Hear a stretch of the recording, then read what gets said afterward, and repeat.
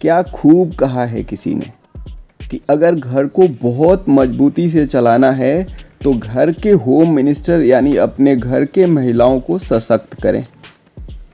आज हमारे देश की महिलाओं के लिए बहुत ही बड़ा दिन है, क्योंकि जो सदियों से उनका एक मांग था, महिला आरक्षण बिल, आज ये बिल पार्लियामेंट में सर्वसम्मति से महिलाओं के उन्नत उत्थान के लिए वर्तमान की सरकार यानी मोदी सरकार ने बिल पास करा लिया। अब बिल पास हो जाने के बाद हमारे देश की महिलाओं को 33% आरक्षण मिलेगा। देखिए, ऊपर वाले ने भी इस बिल को पास कराने के लिए कितना सुनहरा समय चुना है। मुझे लगता है कि ये एक संयोग ही है। बस कुछ ही दिनों बाद आदि शक्ति जगत जननी माँ जगदम्बा, उनके 9 रूपों की पूजा अर्चना हम सब मिलकर के धूमधाम से मनाते हैं। तो भला आप ही बताइए कि इस बिल को पास करने का इससे पावन शुभ समय भला और क्या हो सकता। आज से नई पार्लियामेंट की शुरुआत और महज कुछ ही दिनों बाद पावन पवित्र नवरात्रि का पावन मंथ है और आदि शक्ति माँ जगत जननी के साक्षात स्वरूप माने जाने वाली हमारे देश की नारी और इन्हें और ज़्यादा सशक्त करने वाला ये पावन बिल। सच में भाई, आज ताली तो बनता है इस बिल को पास कराने वालों के लिए। इस बिल के आ जाने के बाद बड़े शहर से छोटे गांव तक यानी देश के हर कोने में रहने वाली महिलाओं का सशक्त होना निश्चित है। इसमें किसी को कोई संदेह नहीं होना चाहिए। खैर, अब देखना यह है कि इस बिल में SC/ST महिलाओं के लिए कुछ अलग से है या उनको भी इसी में रखा गया है। OBC महिलाओं के लिए क्या है, इस आरक्षण को परमानेंट रखा जाएगा या सिर्फ कुछ समय के लिए। ऐसे बहुत सारे सवाल आपके मन में होगा, बट एक बात गौर करने लायक है कि आज से इस आधुनिक टाइम में जहां हम महिला सशक्तिकरण की बात करते हैं, वहीं अभी पूरे देश में महिलाओं का सिर्फ 78 रिप्रेजेंटेशन ही है। बट अब इस बिल के आ जाने के बाद हमारे देश में महिलाओं का टोटल 188 रिप्रेजेंटेशन हो जाएगा।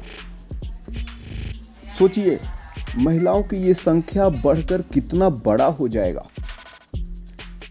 ये खबर इसलिए और महत्वपूर्ण हो जाती है क्योंकि कोई भी स्टेट ऐसा नहीं है जहां महिलाओं की भागीदारी स्टेट असेंबली में 15% से ज़्यादा हो। कुछ तो ऐसे स्टेट भी हैं जहां एक भी महिला विधायक आज के समय में भी नहीं है, जैसे मिजोरम। इसके अलावा और भी कुछ राज्य हैं। हालांकि इस बिल को लेकर काफ़ी विवाद भी रहा है। पास्ट में जब इसी महिला आरक्षण बिल को 1996 अटल बिहारी वाजपेयी पार्लियामेंट में पास कराने लाए थे, तब ये पास नहीं हो पाया था क्योंकि तब उनके पास संख्या बल नहीं थी। एक बार इसी बिल से मिलता जुलता बिल सोनिया गांधी, मनमोहन सिंह के तरफ से भी पास कराने का प्रयास किया गया था, जिसे लेकर आज ओपोजिशन के नेता अधीर रंजन चौधरी कह रहे थे। बट देश के होम मिनिस्टर श्री अमित शाह जी ने कहा कि ये वो बिल नहीं है, यह दूसरा बिल है, आपकी जानकारी अधूरी है।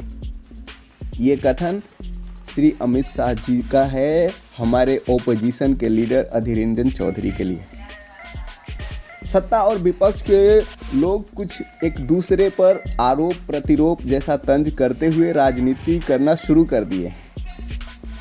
इसमें विपक्ष के तरफ से इस बिल को पास कराने का क्रेडिट अपने नाम करना चाहते हैं, वहीं दूसरी तरफ सत्ता पक्ष के लोग इस बिल को सर्वसम्मति से पास कराने का क्रेडिट अपने नाम कराना चाहते हैं। जो कि इसमें कोई गलत भी नहीं है, इतना हक तो बनता भी है। भाई ओपोजिशन वाले, अगर आपको बिल का क्रेडिट लेने की इतना ही होड़ मची है, कई दशकों तक देश के हर कोने में आपकी सरकार थी, तब इसे आप पास कराकर इसका क्रेडिट अपने नाम कर लेते हैं। किसने रोका था आपको? लेकिन आपने नहीं कराया। और आज जब दूसरे दल के लोगों ने इस बिल को पास करवाया, तो भला आपको किस बात का क्रेडिट चाहिए? मुझे नहीं लगता कि ऐसा होना चाहिए और ना ही ऐसा होगा। खैर, एक बात सुनकर आपको हैरानी होगी कि ममता बनर्जी की पार्टी टीएमसी और उड़ीसा के सीएम नवीन पटनायक की पार्टी विजद, इन दोनों ने बीजेपी कांग्रेस के मुकाबले 3 गुना ज़्यादा महिलाओं को चांस दिया है।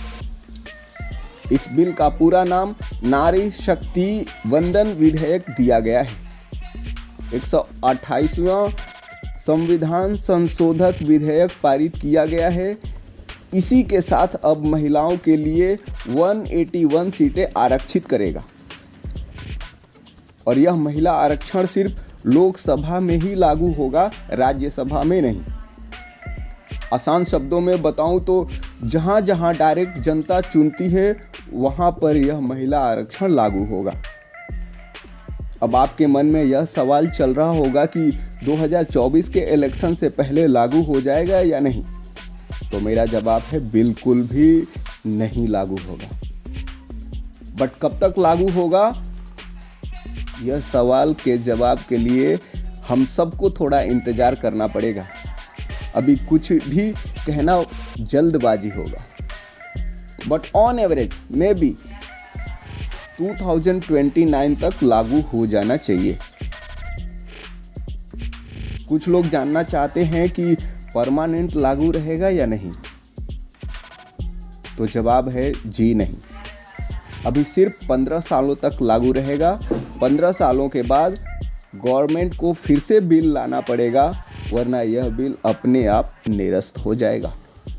ऐसे बहुत सारे इंफॉर्मेटिव वीडियो के लिए चैनल को लाइक, सब्सक्राइब एंड शेयर जरूर करें, ताकि सबसे पहले आपको वीडियो मिले।